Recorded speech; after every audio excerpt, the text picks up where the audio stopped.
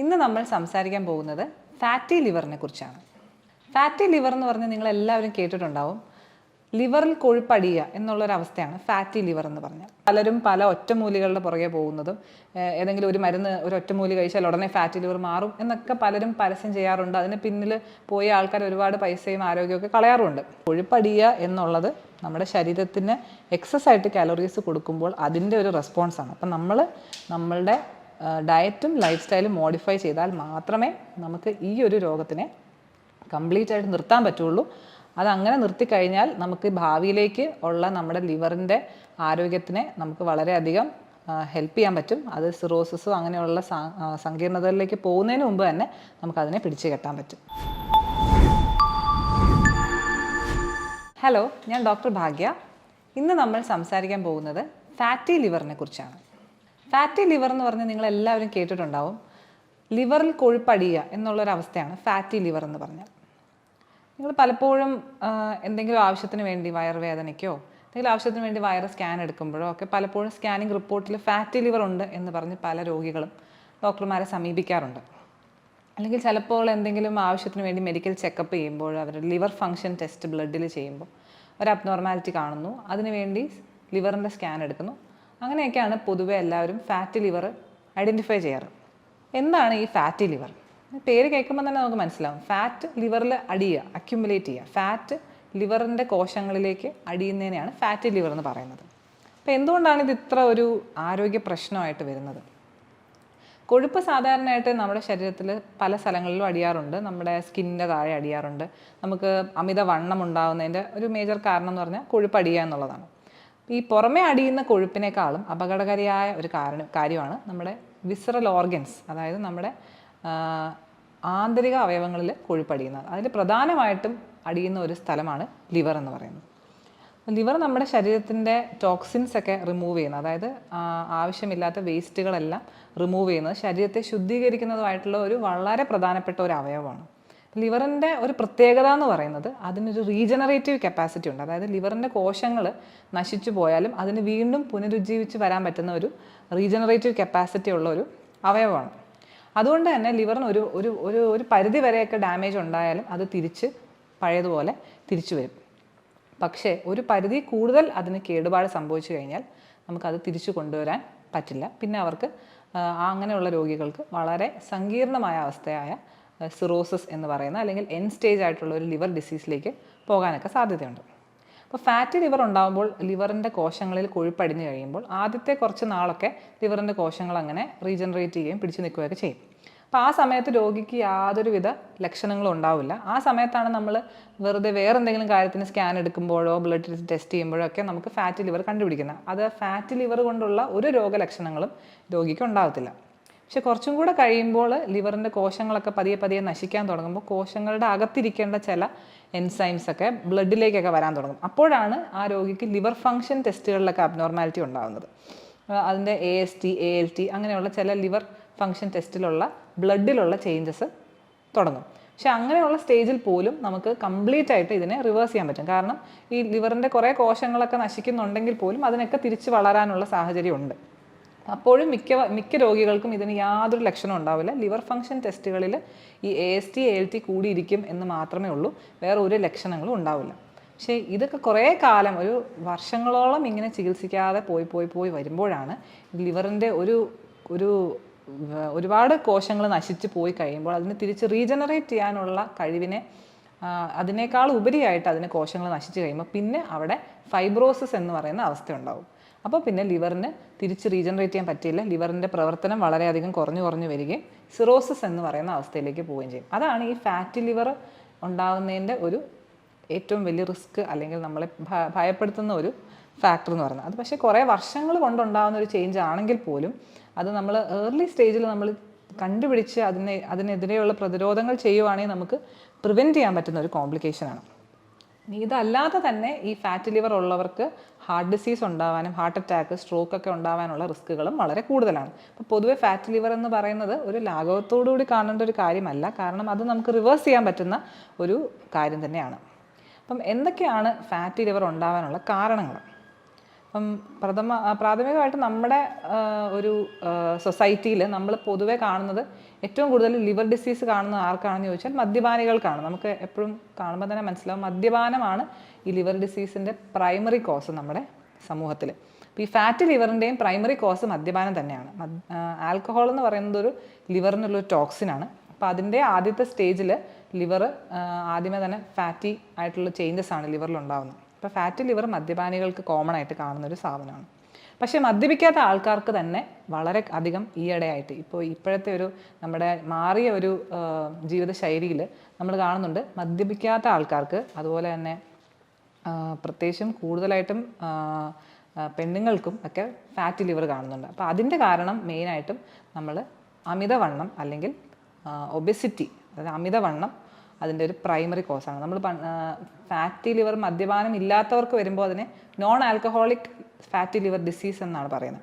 അപ്പം മദ്യപിക്കാത്തവർക്ക് fatty liver വരുന്നതിൽ ഒരു 70% ആൾക്കാരും അമിതവണ്ണം ഉള്ളവരായിരിക്കും എന്നാണ് പഠനങ്ങൾ തെളിയിക്കുന്നത്. അപ്പം നമുക്ക് തന്നെ ആലോചിച്ചാൽ അറിയാം, നമ്മുടെ ശരീരത്തിൽ നമുക്ക് ആവശ്യമായിട്ടുള്ളതിനധികം നമ്മൾ എനർജി അല്ലെങ്കിൽ കാലോറീസ് നമ്മൾ ഉപയോഗിക്കുകയാണെങ്കിൽ, കാലോറീസ് അല്ലെങ്കിൽ എനർജി എന്ന് പറയുന്നത് നമ്മുടെ ഭക്ഷണത്തിൽ കൂടെ കിട്ടുന്നത് നമുക്ക് ഉപയോഗിക്കാൻ വേണ്ടിയുള്ളതാണ്. നമ്മൾ അത് അത്രയും ഉപയോഗിക്കുന്നില്ല എന്നുണ്ടെങ്കിൽ, അതായത് നമ്മൾ ഓടുകയും ചാടുകയും ഫിസിക്കൽ ആക്ടിവിറ്റിയോട് ഉപയോഗിക്കുന്നില്ല എന്നുണ്ടെങ്കിൽ ആ എക്സസ് ആയിട്ട് വരുന്ന എനർജി നമ്മുടെ ബോഡി ഡെഫിനറ്റ് ആയിട്ടും ഫാറ്റായിട്ട് മാറ്റി അത് എവിടെയെങ്കിലുമൊക്കെ സേവ് ചെയ്ത് വെക്കും, ഒരു ഭാവിയിലേക്ക് ഉപയോഗിക്കാം എന്നുള്ള രീതിയിൽ. അങ്ങനെ ഫാറ്റായിട്ട് സേവ് ചെയ്ത് വെക്കുന്നത് പൊതുവെ എല്ലാവർക്കും അമിതവണ്ണം ഉണ്ടാക്കും. അതേ സംഭവം തന്നെയാണ് ഈ ലിവറിലും സ്റ്റോർ ചെയ്ത് വെക്കുന്നത്. അപ്പോൾ അമിതവണ്ണം ഉള്ളവർക്ക് ഉറപ്പായിട്ടും ഫാറ്റി ലിവർ ഉണ്ടാകാനുള്ള സാധ്യത വളരെ കൂടുതലാണ്.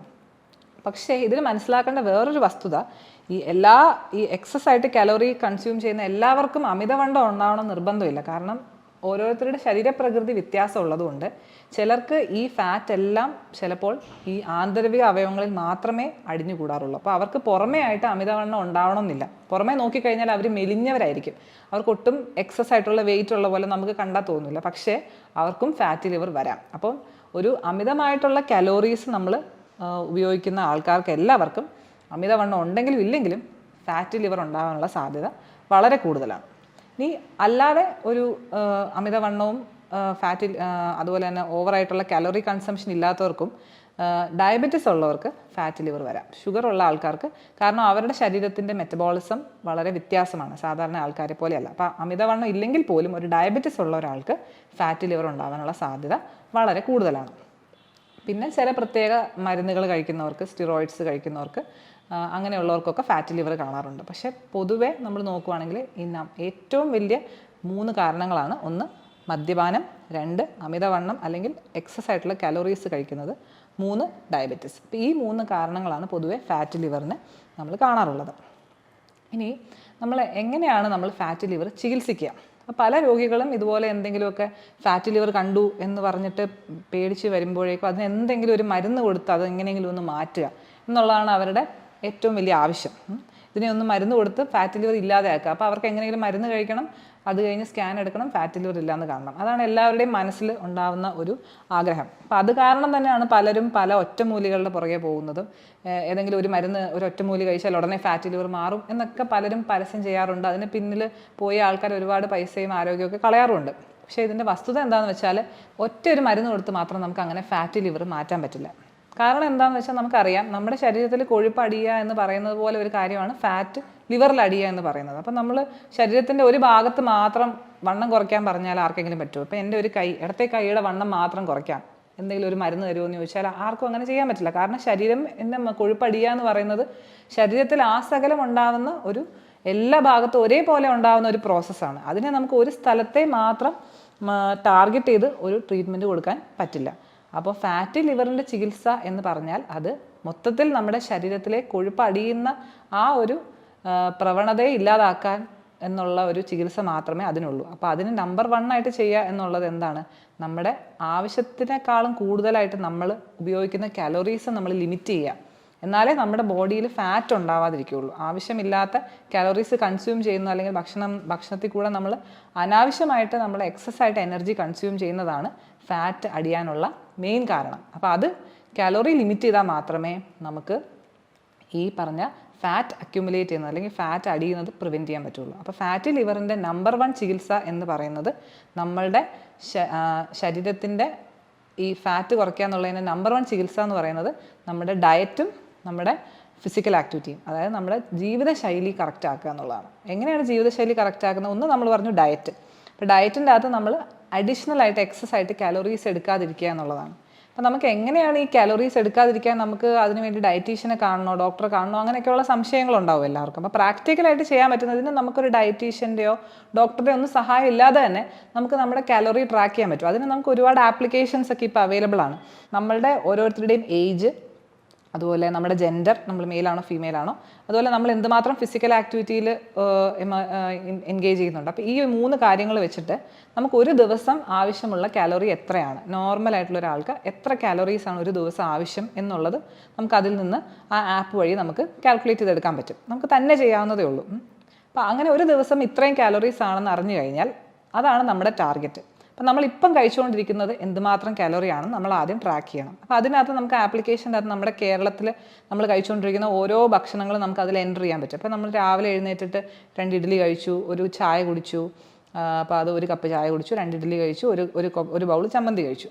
ഉച്ചയ്ക്ക് നമ്മൾ ഒരു ബൗൾ ചോറ് കഴിച്ചു, ഒരു പയർ കഴിച്ചു. അപ്പോൾ ഇന്ന സാധനങ്ങൾ കഴിക്കുമ്പോൾ അത് എത്ര കാലോറീസ് ആണെന്നുള്ള ഓട്ടോമാറ്റിക്കലി അതിലേക്ക് നമുക്ക് എൻ്റർ ചെയ്യാൻ പറ്റും. അപ്പം അങ്ങനെ നമ്മളിപ്പോഴത്തെ നമ്മൾ എന്താണ് കഴിക്കുന്നത് അത് കറക്റ്റായിട്ട് ഒരു ദിവസം നമ്മൾ 1-2 ദിവസം നമ്മൾ ട്രാക്ക് ചെയ്ത് നോക്കിക്കഴിഞ്ഞാൽ നമ്മൾക്കറിയാൻ പറ്റും നമ്മൾ എടുക്കുന്ന ഈ കാലോറീസ് നമുക്ക് ആവശ്യത്തിനുള്ളതിനേക്കാളും എന്തുമാത്രം കൂടുതലാണ് എന്നുള്ളത്. അപ്പം അങ്ങനെ നമ്മൾ ട്രാക്ക് ചെയ്ത് മനസ്സിലാക്കി കഴിഞ്ഞാൽ നമുക്ക് ഓരോ രീതിയിലും നമുക്ക് ഏറ്റവും കൂടുതൽ കാലോറി ഉള്ള സാധനങ്ങൾ എന്താണെന്ന് നമുക്കതിൽ എൻ്റർ ചെയ്യുമ്പോൾ തന്നെ മനസ്സിലാവും. അപ്പോൾ നമുക്കതിനെ ഇപ്പം എണ്ണം കുറയ്ക്കാം. നമുക്ക് ഇഡ്ഡലി കഴിക്കുന്ന 4 ഇഡ്ഡലി കഴിച്ചുകൊണ്ടിരുന്ന ആൾക്ക് വേണമെങ്കിൽ 3 ഇഡ്ഡലി ആക്കി കുറയ്ക്കാം. അടുത്ത ദിവസം നമുക്ക് ചോറിൻ്റെ അളവ് 2 ബൗൾ എന്നുള്ളത് 1 ബൗളാക്കാം. അങ്ങനെ നമുക്ക് തന്നെ കുറച്ച് നമ്മളുടെ ആവശ്യത്തിനുള്ള കാലോറി എത്രയാണോ അതിലേക്ക് കൊണ്ടുവരാനായിട്ട് ശ്രമിക്കാൻ പറ്റും. അപ്പം അങ്ങനെ കുറയ്ക്കുന്നതാണ് കാലോറി ട്രാക്കിങ്ങിൻ്റെ ഒരു ഉദ്ദേശം എന്ന് പറയുന്നത്. അങ്ങനെ കാലോറീസ് കുറയ്ക്കുമ്പോൾ നമ്മൾ മനസ്സിൽ വെക്കേണ്ട 3 കാര്യങ്ങളുണ്ട്. നമ്മൾ കുറയ്ക്കുമ്പോൾ മാക്സിമം നമ്മൾ പ്രോട്ടീനുള്ള സാധനങ്ങൾ അധികം കുറയ്ക്കാതിരിക്കുക. നമുക്ക് ആവശ്യത്തിന് പ്രോട്ടീൻ നമ്മുടെ ശരീരത്തിൻ്റെ മസിൽസിന് വേണ്ടിയും അതുപോലെ തന്നെ രോഗപ്രതിരോധ ശേഷിക്കുമൊക്കെ വളരെ ആവശ്യമാണ്. അപ്പോൾ പ്രോട്ടീനുള്ള സാധനങ്ങൾ എന്ന് പറഞ്ഞാൽ നമ്മുടെ പയറ്, പരിപ്പ്, കടല അങ്ങനത്തെ പയറ് വർഗ്ഗങ്ങൾ, അതുപോലെ പാല്, മുട്ട, അതുപോലെ തന്നെ മീറ്റ് എന്ന് പറഞ്ഞാൽ ചിക്കനോ അല്ലെങ്കിൽ ബീഫോ അങ്ങനത്തെ മീറ്റുകളൊക്കെ. അപ്പം കുറയ്ക്കുമ്പോൾ നമ്മൾ ആദ്യമേ തന്നെ ധാന്യങ്ങളാണ് കുറയ്ക്കേണ്ടത്. അതായത് ഇഡ്ഡലിയോ ദോശയോ പുട്ടോ ചോറോ അതാണ് ആദ്യം കുറയ്ക്കേണ്ടത്. അല്ലാതെ പ്രോട്ടീൻ ആദ്യമേ നമ്മൾ കുറയ്ക്കരുത്. പ്രോട്ടീൻ മാക്സിമം നമ്മൾ അവസാനമേ കുറയ്ക്കാവുള്ളൂ. രണ്ടാമത്തെ കാര്യം നമ്മുടെ പഴങ്ങളും പച്ചക്കറികളും അതിനെ നമ്മൾ കുറയ്ക്കാൻ പാടില്ല. കാരണം അതിൻ്റെ അകത്തുള്ള വൈറ്റമിൻസ്, മിനറൽസ് ഒക്കെ നമുക്ക് വളരെയധികം ആവശ്യമാണ്.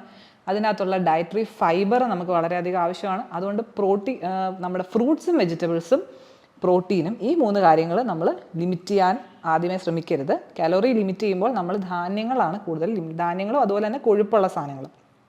മൂന്നാമതായിട്ട് വെള്ളത്തിൻ്റെ അളവ് നമ്മൾ ആവശ്യത്തിന് വെള്ളം കുടിക്കണം. 1 ലിറ്ററിൽ മുകളിൽ 1-2 ലിറ്റർ വെള്ളം ഒരു ദിവസം ഡെഫിനറ്റായിട്ടും കുടിച്ചിരിക്കണം. അപ്പോൾ ഈ 3 കാര്യങ്ങൾ ശ്രദ്ധിച്ചുകൊണ്ട് നമുക്ക് തന്നെ സ്വയമായിട്ട് നമുക്ക് കാലോറീസ് ട്രാക്ക് ചെയ്യുകയും അതനുസരിച്ച് കാലോറി ആവശ്യത്തിന് ലിമിറ്റ് ചെയ്യുകയും ചെയ്യാം. അപ്പോൾ ഈ ഡയറ്റിൽ നമ്മൾ ഈ കാര്യങ്ങൾ ഫോളോ ചെയ്യുന്നതിൻ്റെ കൂടെ തന്നെ നമ്മൾ കുറച്ചും കൂടെ നമ്മുടെ ഫിസിക്കൽ ആക്ടിവിറ്റി കൂട്ടണം. കാരണം നമ്മൾ ഭക്ഷണത്തിനകത്ത് ഒരുപാട് കാലോറീസ് കുറച്ച് കഴിയുമ്പോൾ നമ്മുടെ ശരീരം തന്നെ നമുക്കൊരു കിട്ടുന്ന അളവ് കുറയുമ്പോൾ ശരീരത്തിന് പെട്ടെന്ന് ഒരു മെറ്റബോളിസത്തിലൊരു വ്യത്യാസം വരും. അപ്പോൾ ശരീരം എന്ത് ചെയ്യുമെന്ന് വെച്ചാൽ കിട്ടുന്ന പോഷകങ്ങളൊക്കെ സ്റ്റോർ ചെയ്ത് വെക്കാൻ ശ്രമിക്കും. അപ്പോൾ നമ്മൾ ഭക്ഷണം കുറയ്ക്കുന്നതനുസരിച്ച് നമ്മൾ കൂടുതൽ ഫിസിക്കൽ ആക്ടിവിറ്റിയും കൂടെ കൂട്ടുക. അതായത് നമ്മൾ ഒരു ദിവസം ഒരു അരമണിക്കൂറെങ്കിലും നടക്കുകയോ ഓടുകയോ അങ്ങനെയുള്ള എന്തെങ്കിലും ഒരു എക്സസൈസും കൂടെ ചെയ്താലേ നമ്മൾക്ക് ഈ കൊഴുപ്പടിയുന്ന പ്രക്രിയയിലേക്ക് നമുക്ക് ഒരു സ്റ്റോപ്പ് ഉണ്ടാക്കാൻ പറ്റുള്ളൂ. അപ്പം ഫസ്റ്റായിട്ട് നമ്മൾ ഫാറ്റ് ലിവറിന് വേണ്ടി ചെയ്യേണ്ട കാര്യം ഇതാണ്. നമ്മുടെ ഡയറ്റും നമ്മുടെ ഫിസിക്കൽ ആക്ടിവിറ്റിയും നമ്മൾ നന്നായിട്ട് കറക്റ്റ് ആക്കണം. അതാണ് ഒന്നാമത്തെ കാര്യം. രണ്ടാമത്തെ ചികിത്സ എന്ന് പറഞ്ഞാൽ നമ്മൾ മദ്യപാനം ഒഴിവാക്കുക എന്നുള്ളതാണ്. അത് നമ്പർ 1. അത് വളരെ ഇമ്പോർട്ടൻ്റ് ആണ്. നമ്മൾ ഇനിയിപ്പോൾ ഫാറ്റ് ലിവർ ഉണ്ടായ ഒരു വ്യക്തിക്ക് നമ്മൾ മദ്യപിച്ചുകൊണ്ടിരുന്നു കഴിഞ്ഞാൽ അത് കൂടുതൽ പ്രശ്നങ്ങൾ ഉണ്ടാക്കുകയും പെട്ടെന്ന് തന്നെ ലിവർ സിറോസിസിലേക്ക് പോകാൻ സാധ്യത ഉണ്ടാക്കുകയും ചെയ്യുന്നു. അതുകൊണ്ട് മദ്യപാനം ഒഴിവാക്കുക. അതിൻ്റെ കൂടെ തന്നെ പുകവലിയും ഇതിനൊരു ഫാറ്റ് ലിവർ കൂട്ടാനുള്ളൊരു കാരണമാണ്. അപ്പോൾ മദ്യപാനം, പുകവലി എന്നത് ഒഴിവാക്കുക. അതാണ് രണ്ടാമതായിട്ട് ചെയ്യാനുള്ളത്. മൂന്നാമത്തെ കാര്യം ഞാൻ ഓൾറെഡി പറഞ്ഞു, ഷുഗർ ഉള്ളവർക്കാണ് കൂടുതലും ഫാറ്റ് ലിവർ കാണുന്നത്. കാരണം അവരുടെ ബോഡിയിലെ മെറ്റബോളിസം കൂടുതലും ഫാറ്റ് അടിയാനുള്ള ഒരു ടെൻഡൻസിയിലേക്ക് പോകുന്ന ആൾക്കാരാണ്. അതുകൊണ്ട് നിങ്ങൾക്ക് ഷുഗർ ഉള്ളവരാണെങ്കിൽ ഡെഫിനറ്റായിട്ടും ഷുഗർ നന്നായിട്ട് കൺട്രോൾ ചെയ്യുക. അപ്പോൾ നമ്മൾ ഈ പറഞ്ഞ ഡയറ്റും നമ്മുടെ ഫിസിക്കൽ ആക്ടിവിറ്റിയും ഒക്കെ തന്നെ ഷുഗർ കൺട്രോൾ ചെയ്യാൻ നമ്മളെ സഹായിക്കും. അത് കൂടാതെ തന്നെ നിങ്ങൾ ട്രീറ്റ്മെൻറ്റ് എടുക്കുന്നവരാണെങ്കിൽ കറക്റ്റായിട്ട് ഇൻസുലിനും മരുന്നുകളും കഴിക്കുകയും ഭക്ഷണ ക്രമീകരണങ്ങളിലൂടെയൊക്കെ ഷുഗർ നന്നായിട്ട് കൺട്രോൾ ചെയ്യുന്നതും ഈ ഫാറ്റി ലിവർ കൂടാതിരിക്കാനുള്ളൊരു വളരെ നല്ലൊരു കാര്യമാണ്. പിന്നെ നമുക്ക് അമിതമായിട്ട് കൊളസ്ട്രോൾ ഉള്ള ആൾക്കാരാണെങ്കിൽ, പ്രത്യേകിച്ചും LDL കൊളസ്ട്രോളൊക്കെ 190-ന് മുകളിലൊക്കെ ഉള്ള ആൾക്കാരാണെങ്കിൽ ഡെഫിനറ്റ് ആയിട്ട് ഒരു ഡോക്ടറുടെ നിർദ്ദേശത്തിനോട് കൂടെ തന്നെ നിങ്ങൾ കൊളസ്ട്രോൾ കുറയ്ക്കാനുള്ള മെഡിക്കേഷൻ എടുക്കുന്നതും ഇതിന് സഹായകരമാണ്. ചില ആൾക്കാരിൽ ഷുഗറും കൊളസ്ട്രോളും ഒന്നും ഇല്ലാതെ തന്നെ ഫാറ്റി ലിവർ ഉണ്ടാകുന്ന ചില ആൾക്കാർക്ക് പലപ്പോഴും വൈറ്റമിൻ ഇ സപ്ലിമെൻറ്റ്സ് കൊടുക്കാറുണ്ട്, ഡോക്ടർമാർ കൊടുക്കാറുണ്ട്. അതിന് ചില പഠനങ്ങളൊക്കെ ഫാറ്റി ലിവർ കുറയ്ക്കാൻ സഹായിക്കുന്നു വൈറ്റമിൻ ഇ എന്ന് കാണിച്ചിട്ടുണ്ട്. പക്ഷേ അതിൻ്റെ അളവ് വളരെ കറക്റ്റായിട്ട് കൊടുക്കണം. വൈറ്റമിൻ ഇ ഓവറായിട്ട് കഴിച്ചാൽ അത് തന്നെ ചില അസുഖങ്ങൾക്ക്, പ്രോസ്റ്റേറ്റിൻ്റെ അസുഖങ്ങൾക്കൊക്കെ കാരണമാകുന്നതായിട്ടും കണ്ടിട്ടുണ്ട്. അതുകൊണ്ട് ഒരു കാരണവശാലും തനിയെ സ്വയം ചികിത്സ ചെയ്യരുത്. ഒരു ഡോക്ടറുടെ നിർദ്ദേശപ്രകാരം വൈറ്റമിൻ ഇ സപ്ലിമെൻറ്റ്സ് വേണം എന്നുള്ളവർക്ക് അത് എടുക്കാവുന്നതാണ്. പക്ഷേ ഇതിൽ ഏറ്റവും ഇമ്പോർട്ടൻ്റ് ആയിട്ട് നിങ്ങൾ മനസ്സിലാക്കേണ്ടത്, കൊഴുപ്പടിയുക എന്നുള്ളത് നമ്മുടെ ശരീരത്തിന് എക്സസ് ആയിട്ട് കാലറീസ് കൊടുക്കുമ്പോൾ അതിൻ്റെ ഒരു റെസ്പോൺസാണ്. അപ്പം നമ്മളുടെ ഡയറ്റും ലൈഫ് സ്റ്റൈലും മോഡിഫൈ ചെയ്താൽ മാത്രമേ നമുക്ക് ഈ ഒരു രോഗത്തിനെ കംപ്ലീറ്റ് ആയിട്ട് നിർത്താൻ പറ്റുള്ളൂ. അതങ്ങനെ നിർത്തിക്കഴിഞ്ഞാൽ നമുക്ക് ഭാവിയിലേക്ക് ഉള്ള നമ്മുടെ ലിവറിൻ്റെ ആരോഗ്യത്തിനെ നമുക്ക് വളരെയധികം ഹെൽപ്പ് ചെയ്യാൻ പറ്റും. അത് സിറോസിസോ അങ്ങനെയുള്ള സങ്കീർണതകളിലേക്ക് പോകുന്നതിന് മുമ്പ് തന്നെ നമുക്കതിനെ പിടിച്ചു കെട്ടാൻ പറ്റും. അപ്പോൾ ഈ പറഞ്ഞ കാര്യങ്ങൾ ചെയ്യുന്നതോടുകൂടി നമുക്ക് ഫാറ്റി ലിവർ നന്നായിട്ട് തടഞ്ഞു കഴിഞ്ഞാൽ അതിൻ്റെ കൂടുതൽ സങ്കീർണതകളായ ഫൈബ്രോസിസിലേക്കും സിറോസിസിലേക്കും പോകുന്നത് നമുക്ക് തടയാൻ പറ്റും. അതുകൊണ്ട് നിങ്ങളെല്ലാവരും ഏർലി സ്റ്റേജിൽ തന്നെ ഇതിനെ തിരിച്ചറിയുകയും അതിനെ പ്രതിരോധിക്കുകയും ചെയ്തു കഴിഞ്ഞാൽ നമ്മുടെ ലിവറിൻ്റെ ആരോഗ്യം നമുക്ക് സംരക്ഷിക്കാൻ പറ്റും. നന്ദി.